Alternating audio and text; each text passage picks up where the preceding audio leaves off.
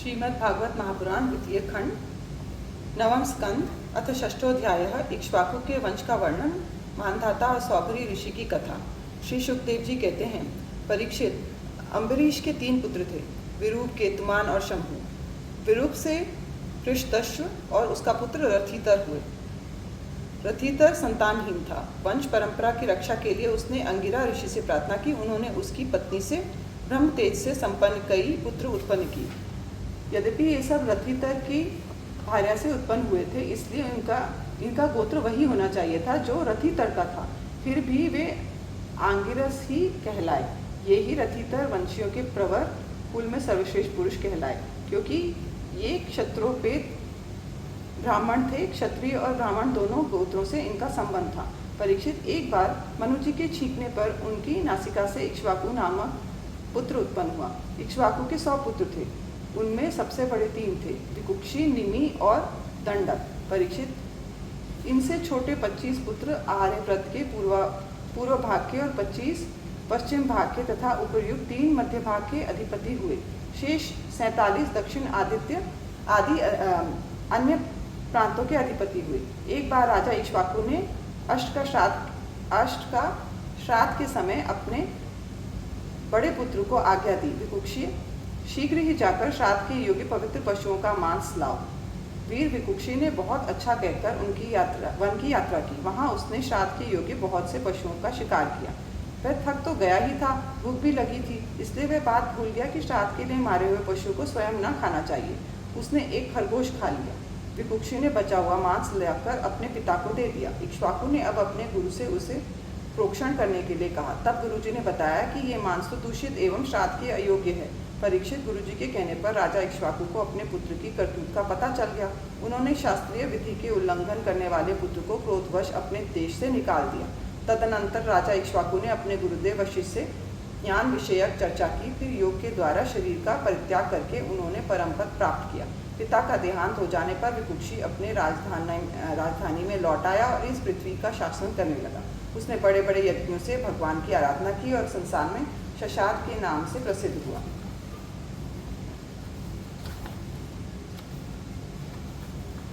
विकुक्षी के पुत्र का नाम था पुरंजय। उसी को कोई इंद्रवा और कोई कुकुत्स्थ कहते हैं। जिन कर्मों के कारण उसके नाम पड़े थे उन्हें सुनो। सत्ययुग के अंत में देवताओं का दानवों के साथ घोर संग्राम हुआ था। उसमें सबके सब देवता दैत्यों से हार गए। तब उन्होंने वीर पुरंजय को सहायता के लिए अपना मित्र बनाया। पुरंजय ने कहा कि यदि देवराज इंद्र मेरे वाहन बने तो मैं युद्ध कर सकता हूँ। पहले तो इंद्र ने अस्वीकार कर दिया, परंतु देवताओं के आराध्य देव सर्वशक्तिमान विश्वात्मा भगवान की बात मानकर पीछे वे एक बड़े भारी बैल बन गए। सर्वांतरयामी भगवान विष्णु ने अपनी शक्ति से पुरंजय को भर दिया। उन्होंने कवच पहनाकर दिव्य धनुष और तीखे बाण ग्रहण किए। इसके बाद बैल पर चढ़कर वे उसके कुकुटील के पास बैठ गए। जब इस प्रकार वे युद्ध के लिए तत्पर हुए तब देवता उनकी स्तुति करने लगे। देवताओं को साथ लेकर उन्होंने पश्चिम की ओर से दैत्यों का नगर घेर लिया। वीर पुरंजय का दैत्यों के साथ अत्यंत रोमांचकारी घोर संग्राम हुआ। युद्ध में जो दैत्य उनके सामने आए, पुरंजय ने बाणों के द्वारा उन्हें यमराज के हवाले कर दिया। उनके बाणों की वर्षा क्या थी, प्रलय काल की धधकती हुई आग थी। जो भी उसके सामने आता छिन्न भिन्न हो जाता। दैत्यों का साहस जाता रहा। वे रणभूमि में को छोड़कर अपने अपने घरों में घुस गए। पुरंजय ने उनका नगर, धन और ऐश्वर्य सब कुछ जीतकर इंद्र को दे दिया। उसी से उन राजर्षि को पूर्व जीतने के कारण पुरंजय, इंद्र को वाहन बनाने के कारण इंद्रवा और बैल के कुकुट पर बैठने के कारण कुकुत्स्थ कहा जाता है। पुरंजय का पुत्र था अनेना। उसका पुत्र पृथु हुआ। पृथु के विश्ववरंधी उसके चंद्र और चंद्र के युवनाश्व के पुत्र हुए शाबस्त, जिन्होंने शाबस्तीपुरी बसाई। शाबस्ती के वृद्धश्व और उसके कुवलयाश्व हुए। ये बड़े बली थे। इन्होंने उत्तंग ऋषि को प्रसन्न करने के लिए अपनी 21,000 पुत्रों की साथ लेकर धुंधु नामक दैत्य का वध किया। इसी से उनका नाम हुआ धुंधुमार। धुंधु दैत्य के मुख की आग से उनके सब पुत्र जल गए। केवल 3 ही बचे रह गए थे। परीक्षित, बचे हुए पुत्रों के नाम थे दृढ़ाश्व, कपिलाश्व और भद्राश्व। दृढ़ाश्व से हर्यश्व और उससे निकुंभ का जन्म हुआ।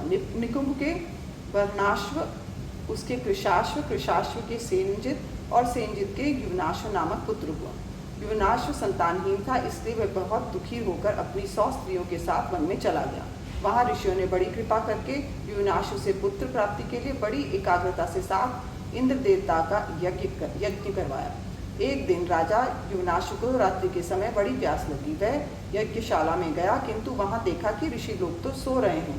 तब जल मिलने की और कोई उपाय न देख उसने वह मंत्र से अभिमंत्रित जल ही पी लिया। परीक्षित, जब प्रातःकाल ऋषि लोग सोकर उठे और उन्होंने देखा कि कलश में तो जल है ही नहीं, तब उन लोगों ने पूछा कि ये किसका काम है, पुत्र उत्पन्न करने वाला जल किसने पी लिया। अंत में जब उन्हें ये मालूम हुआ कि भगवान की प्रेरणा से राजा युवनाश्व ने ही उस जल को पी लिया है, तो उन लोगों ने भगवान के चरणों में नमस्कार किया और कहा, धन्य है, भगवान का बल ही वास्तव में बल है। इसके बाद प्रसव का समय आने पर युवनाश्व की दाहिनी कोख फाड़कर उसके एक चक्रवर्ती पुत्र उत्पन्न हुआ। उसे रोते हुए ऋषियों ने कहा, ये बालक दूध के लिए बहुत रो रहा है, अतः किसका दूध पिएगा। तब इंद्र ने कहा, मेरा पिएगा। माम धाता, बेटा तो तू रो मत। ये कहकर इंद्र ने अपनी तर्जनी उंगली उसके मुंह में डाली। ब्राह्मण और देवताओं के प्रसाद से उस बालक के पिता युवनाश्व की भी मृत्यु नहीं हुई, वह वहीं तपस्या करके मुक्त हो गया। परीक्षित, इंद्र ने उस बालक का नाम रखा त्रसदस्यु, क्योंकि रावण आदि दस्यु लुटेरे उसके उद्विग्न एवं भयभीत रहते थे। युवनाश्व के पुत्र मानधाता त्रसदस्यु चक्रवर्ती राजा हुए। भगवान के तेज से तेजस्वी होकर उन्होंने अकेले ही 7 द्वीप वाली पृथ्वी का शासन किया। वे यद्यपि आत्मज्ञानी थे, उन्हें कर्म कांड की कोई विशेष आवश्यकता नहीं थी, फिर भी उन्होंने बड़ी बड़ी दक्षिणा वाले यज्ञों से उन यज्ञ स्वरूप प्रभु की आराधना की, जो स्वयं प्रकाश सर्वदेव स्वरूप सर्वात्मा एवं इंद्रियातीत हैं। भगवान की अतिरिक्त और है ही क्या। यज्ञ की सामग्री, मंत्र, विधि विधान, यज्ञ यजमान, ऋत्विज, धर्म, देश और काल, ये सबका सब भगवान का ही स्वरूप तो है।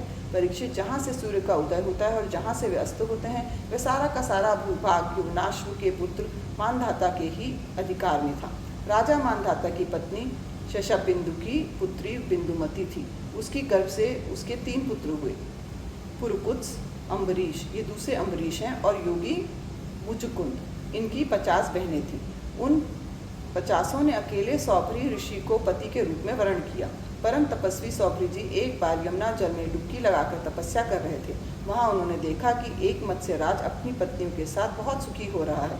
उसके इस सुख को देखकर ब्राह्मण सौभरी ने मन में ही विवाह करने की इच्छा जाग उठी और उन्होंने राजा मानधाता के पास जाकर उनकी 50 कन्याओं से एक कन्या मांगी। राजा ने कहा, ब्राह्मण, कन्या स्वयंवर में आपको चुन ले तो आप उसे ले लीजिए।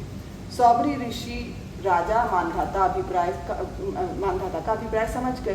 उन्होंने सोचा कि राजा ने इसलिए मुझे ऐसा सूखा जवाब दिया है कि अब मैं बूढ़ा हो गया हूँ, शरीर में झुर्रियाँ पड़ गई हैं, बाल पक गए हैं और सिर कांपने लगा है। सब कोई स्त्री मुझे प्रेम नहीं कर सकती। अच्छी बात है, मैं अपने को ऐसा सुंदर बनाऊंगा कि राजकन्याएं तो क्या, देवांगनाएं भी मेरे लिए ललायत हो जाएंगी। ऐसा सोचकर समर्थ सौभरी जी ने वैसा ही किया। फिर क्या था, अंतःपुर के रक्षक ने सौभरी मुनि को कन्याओं के सजे सजाए महल में पहुंचा दिया। फिर तो उन 50 राजकन्याओं ने एक सौभरी को ही अपना पति चुन लिया।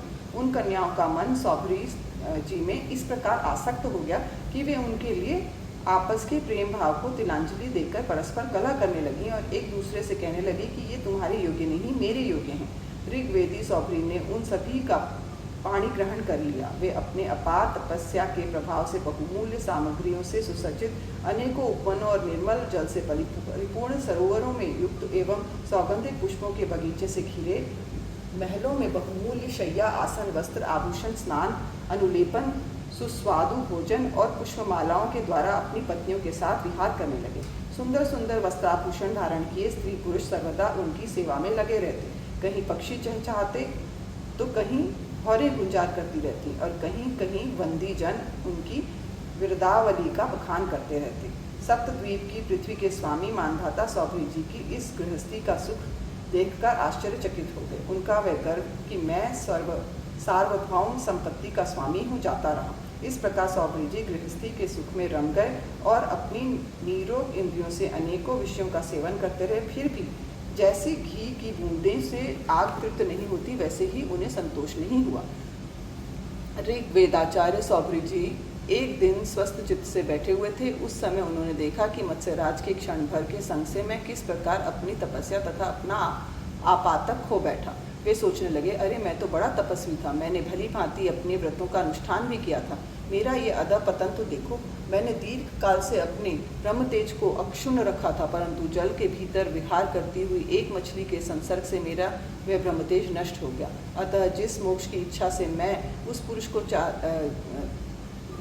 जिस मोक्ष की इच्छा है उस पुरुष को चाहिए कि वह भोगी प्राणियों का संग सर्वथा छोड़ दे और एक क्षण के लिए भी अपनी इंद्रियों को बहिर्मुख न होने दे, अकेला ही रहे और एकांत में अपने चित्त को सर्वशक्तिमान भगवान में ही लगा दे। यदि संग करने की आवश्यकता ही हो तो भगवान की अनन्य प्रेमी निष्ठावान महात्माओं का ही संग करें।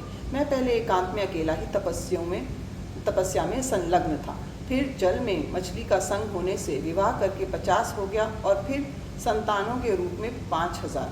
विषयों में सत्य बुद्धि होने से माया के गुणों ने मेरी बुद्धि हर ली। अब तो लोक और परलोक के संबंध में ही मेरा मन इतनी लालसाओं से भर गया है कि मैं किसी तरह उनका पार नहीं कर पाता। इस प्रकार विचार करते हुए वे कुछ दिनों तक तो घर में ही रहे, फिर विरक्त होकर उन्होंने संन्यास ले लिया और वे वन में चले गए। अपने पति को सर्वस्व मानने वाली उनकी पत्नियां भी उनके साथ ही उनकी वन की यात्रा पर चल गई। वहां जाकर परम संयमी सौभरी जी ने बड़ी घोर तपस्या की, शरीर को सुखा दिया तथा आहवनीय आदि अग्नियों के साथ ही अपने आप को परमात्मा में लीन कर दिया। परीक्षित, उनकी पत्नियों ने जब अपने पति सौभरी मुनि को आध्यात्मिक गति देखी, तब जैसे ज्वालाएं शांत अग्नि में लीन हो जाती हैं, वैसे ही वे उनके प्रभाव से सती होकर उन्हीं में लीन हो गईं, उन्हीं की गति को प्राप्त हुई। इति श्रीमद्भागवते महापुराणे परमहंस्यां संहितायां नवमस्कन्धे सौभर्याख्याने 6ठोऽध्यायः।